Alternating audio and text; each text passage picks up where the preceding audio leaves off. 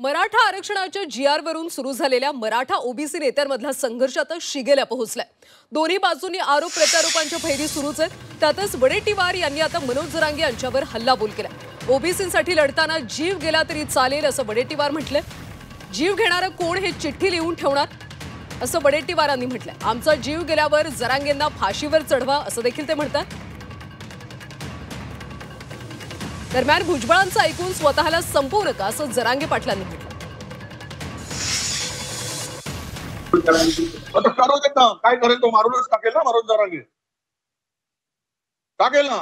त्यापेक्षा काय, ओबीसी समाजाच्या हक्कासाठी लढताना आमचा जीव गेला तरी चालेल, जीव घेणारा कोण आहे आम्ही चिठ्ठी लिहून देऊ, जरांगेला फाशीवर चढवा म्हणून। आमचा जीव गेल्यावर पहिली फाशी त्याला द्या, तो आमचा जीव घ्यायला सांगतो ना, सरकारने त्याच्यावर कारवाई करेल। आणखीनही तुमच्यावरची वेळ टळू शकते।